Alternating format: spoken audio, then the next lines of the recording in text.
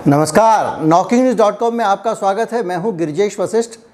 जो फिल्मी कहानी होती है ना, जब हम फिल्मी कहानी या कोई और स्टोरी या कुछ और भी जो स्क्रिप्टेड होता है, आपने देखा होगा ज़्यादातर कोई भी चीज़ जो पहले से प्लान की जाती है तो उसमें जो है कुछ चरण होते हैं।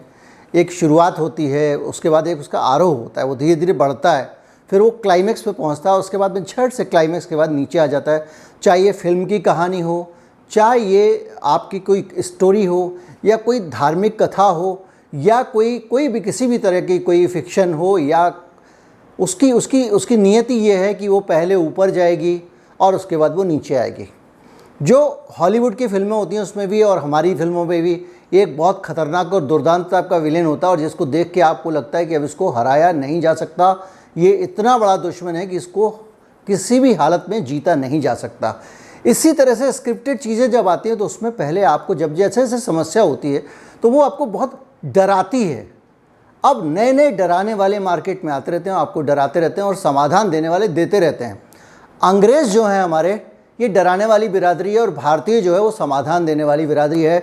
आज मैं दोनों की हरकतें बताऊंगा, और सबसे पहले मैं आपको डराने वाली बात बता दूं। जो ब्रिटेन वाले हैं ना, उन्होंने एक स्टडी करके, अगर वाली स्टडी है उनकी, ये बताया है कि अगला जो वेरिएंट कोरोना वायरस का आने वाला है, मीडिया ने ऐसा लिखा है, वो इतना ख़तरनाक होगा कि 3 में से 1 आदमी मर जाएगा।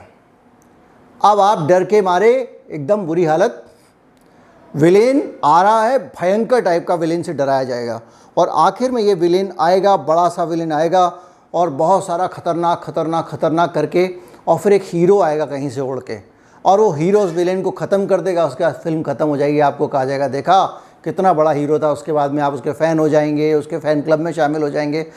ये जो ब्रिटेन की स्टडी आई है, ये हमको डरा रही है, कह रही है कि हर तीसरा आदमी मर जाएगा। अब पागल हो गए हो क्या भैया? ऐसे कैसे मर जाएगा? कोई स्टडी कर रहा है, उसका कुछ आधार होगा ना। तो वो स्टडी का आधार क्या है वो भी मैं आपको बताऊंगा। और 2 भारतीय लोग जो हैं जिन्होंने इसको मुंह तोड़ जवाब दिया है, और ये तीसरा भारतीय तो 6 महीने पहले दे चुका है। आप निकाल के मेरे वीडियोस देख लीजिएगा। कहीं मत जाइए, चैनल को सब्सक्राइब कर लीजिए, फिर बातचीत आगे बढ़ाते हैं।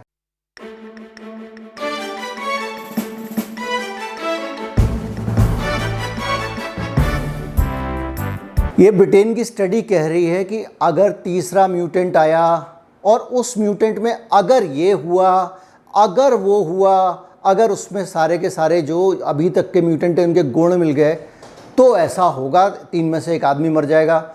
एक तो उनकी बुद्धि की भलियारी, जो इस तरह का वो रिसर्च कर रहे हैं, जैसे वैज्ञानिक हैं भैया, और ऊपर से बुद्धि की भलियारी उन लोगों का, मीडिया का, जो उसको सीरियसली उठा रहा है और यहाँ तक भारत तक पहुँच रही है, और यहाँ पे हिंदी में ट्रांसलेट होकर छप रही हैं। ये देख लीजिए, हिंदी में छपी है खबर।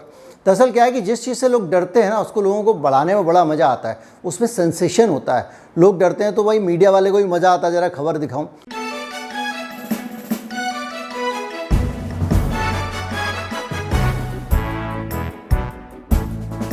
अब आप सोचिए कि म्यूटेंट कौन सा होगा अगला म्यूटेंट, और उसके कौन से गुण धर्म होंगे, इसकी भविष्यवाणी दुनिया की कोई ताकत नहीं कर सकती। ये जानना असंभव है कि अगले म्यूटेंट के स्पाइक प्रोटीन्स में क्या चेंजेस होने वाले हैं, उसके आरएनए में क्या बदलाव होने वाले हैं। ये असंभव है, क्योंकि ये एक एक्सीडेंटल चीज़ होती है। जब म्यूटेंट बनता है विज्ञान के हिसाब से, तो वो एक एक्सीडेंटल चीज़ है। आप दनादन मुहर लगाए जा रहे हो, और आपने जहाँ 1 लाख कागज़ पे मोहर लगाई, आपकी उस मोहर के अंदर कौन सा कोना टूटेगा, उस मुहर के अंदर रा का अक्षर टूटेगा या का अक्षर टूटेगा या ना का अक्षर टूटेगा, कोई पहले से कैसे पता लगा सकता है। और ये ब्रिटेन में बैठ के डरावने सरकार जो है ये बता रहे हैं कि वो जो है उसमें बहुत सारे अभी तक के जितने म्यूटेंट हैं उनके दुर्गुण शामिल हो जाएंगे, और फिर वो ऐसा म्यूटेंट तैयार होगा। ये तो एक खबर है, मेरी नज़र में बेवकूफ़ाना है, वैज्ञानिक खबर है। विज्ञान को आप लोग ज़्यादा जानते हैं और वो लोग ज़्यादा जानते होंगे, वो समझें। लेकिन भारत में एक बड़ी अच्छी खबर आई है। भारत का इलाहाबाद यूनिवर्सिटी,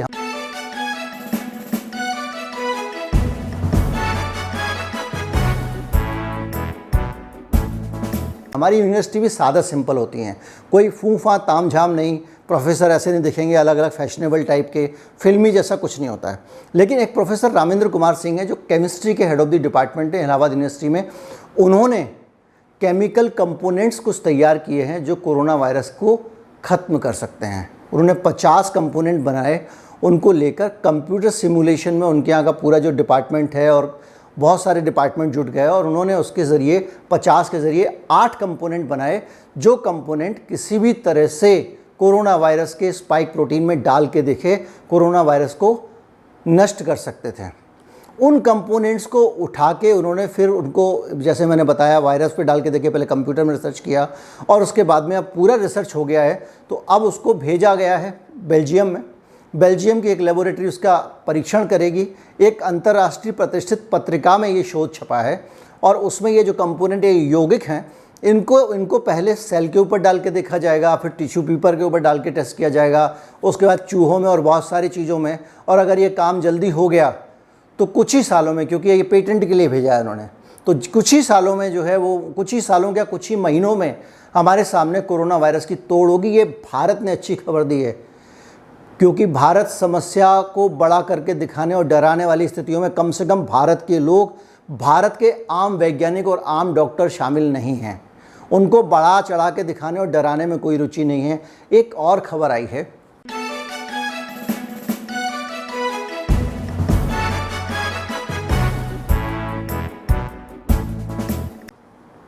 छः महीने पहले कम से कम मैंने एक वीडियो बनाया था, तीसरी लहर की ऐसी तैसी, ये मैंने थंब लगाया था। उस वीडियो में मैंने आपको बताया था और मैं लगातार उस बात को तब से दोहरा रहा हूँ कि भारत में तीसरी लहर आने की संभावना ना के बराबर है।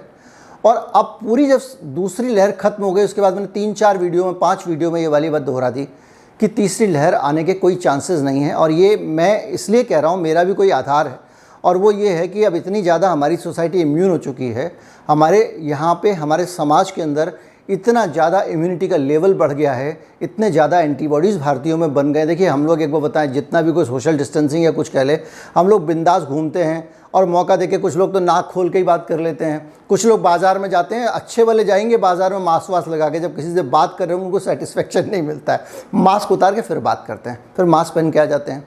तो इस तरह का जो देश है, हमारा समाज है, इसमें वायरस एक से दूसरे में जाता ही रहता है। और वो गया है तो उसको जितनी तबाही करनी थी उसने दूसरी लहर में कर भी ली, और जितना इन्फेक्शन वो एक से दूसरे आदमी में डाल सकता था वो डाल चुका है। और अब उस इन्फेक्शन के बाद कोई सिम्टोमेटिक रहा, एसिम्टोमेटिक रहा, 86% भाई साहब, आप सोचिए 86% का मतलब जानते हैं, 86% आपके अंदर अगर एंटीबॉडीज़ मिल रही हैं सीरो सर्वे में, इसका मतलब ये है कि सभी तर गए हैं और अब किसी का कुछ नहीं बिगड़ा। इसीलिए जो सूत्रा है ना, सूत्रा, महेंद्र अग्रवाल IIT कानपुर वाले, जो हर बार कंप्यूटर के ज़रिए अनुमान लगाते हैं और बताते हैं अगली लहर में ये होगा वो होगा, अब वो पता है किस पे आ गए हैं? वो कह रहे हैं कि तीसरी लहर आएगी भी तो 50,000 के आसपास केस रहेंगे। आजकल 50,000 के आसपास ही केस चल रहे हैं, ज़्यादा से ज़्यादा 50,000 के आसपास। बहुत ज़्यादा खतरनाक स्थिति हुई, बहुत ज़्यादा लोगों ने एकदम कोरोना को ढूंढ के, वो लोग जो अभी 86% में नहीं आ रहे हैं, जिनके अंदर सीरो सर्वे में इम्यूनिटी नहीं आई है, उनको दे दिया तो मैक्सिमम 1 लाख लोग जाएंगे, इससे ज़्यादा एक दिन में केस नहीं आएंगे। और सेकेंड वेव जो अभी गई है, इसमें एक दिन में 4 लाख केसेस आते थे, ये उनका अनुमान है, ये भी भारतीय खबर है।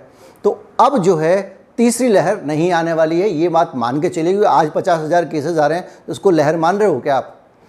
अब एक मसला और आता है, लहर आएगी नहीं आएगी ये अलग बात है, लेकिन अगर कोई एक ऐसा वेरिएंट जो कि भगवान भी नहीं जानता, सीधी सी बात समझिए, एक जा रहा है वायरस, उसकी एक उंगली टूट गई तो बगैर उंगली का हो गया, उसका नाम नया वेरिएंट हो गया। यही होता है नया वेरिएंट। तो अगर आ गया, उसको इम्यून सिस्टम नहीं पहचान पाया। हालांकि अभी तक का अनुभव मानवता का ये है कि जिसको नेचुरल तरीके से बुखार हुआ था, नेचुरल तरीके से इन्फेक्शन लगा था और वो इम्यून हुआ है, जिसको भगवान का टीका लगा है, तो उस पर कोई भी नया वेरिएंट जो है उसको वो पहचान रही है, उसकी एंटीबॉडीज़। अभी तक का रिकॉर्ड ये है। तो कोई ऐसा विलक्षण वेरिएंट आ गया, कुछ और हो गया, ये दरअसल क्या होता है, ये लाइन जो है ना, रिसर्च करने वाले अपनी इज्जत बचाने के लिए नीचे जोड़ देते हैं अपने कि भाई अब मैं कह तो रहा हूँ नहीं आएगा, लेकिन अगर आ गया तो लोग कहेंगे तुम तो कह रहे थे नहीं आएगा, तो कहते हैं अगर कोई नया वेरिएंट आ गया तो एक ही सूरत है, मैं भी ये कह रहा हूँ कि एक ही सूरत है जिसमें तीसरी लहर आ सकती है। तो अब लहर नहीं आएगी तो क्या करना है? सावधान फिर भी रहना भैया, क्योंकि आप अकेले हो। अगर तीसरी लहर में रोज़ दिन में 50,000 केसेस आएंगे और उन 50,000 लोग में आप हुए तो बुखार आपको भी आएगा ना, दर्द तो आपको भी होगा, परेशानी आपको भी होगी। और ये हॉस्पिटलाइजेशन को भी डाटा आया है कि पहली लहर में और दूसरी लहर में जितना हॉस्पिटल की ज़रूरत थी उससे बहुत कम ज़रूरत होगी, यहाँ तक कि पहली लहर से भी कम अस्पतालों की और दूसरी सुविधाओं की ज़रूरत होगी। ये भी इस जो सूत्रा का जो कंप्यूटर वाला सिस्टम उन्होंने बनाया सिमुलेशन वाला, उसमें बताया गया है। उम्मीद करता हूँ वीडियो आपको अच्छा लगा होगा, इसमें अच्छी खबरें भी आपको अच्छी लगी होंगी। बुरी खबर की तो मैंने आपको पहले कह दिया कि चिंता मत करो, ऐसे काल्पनिक लोग, अगर धूमकेतु आके आपके घर पे गिर जाए तो क्या होगा, ये उस तरह की रिसर्च है। ऐसी रिसर्च को गोली मारो और मस्त होकर बिंदास जीने का सावधानी के साथ। कहीं मत जाइए, चैनल को सब्सक्राइब कर लीजिए। सपोर्ट करना चाहते हैं, अगर खुशखबरी मिली है आपको, एक बार कोड है, इसको स्कैन कर दीजिए। अगर बार कोड नहीं तो स्कैन चाहिए यूपीआई कोड है। अगर यूपीआई कोड भी नहीं आपको लगता टेलीफोन पे भुगतान करें तो मुझे ईमेल कर दीजिएगा, मैं आपको अपना पेटीएम नंबर दे दूंगा। नमस्कार, जय हिंद। वीडियो को ज़्यादा से ज़्यादा लोगों तक शेयर करें।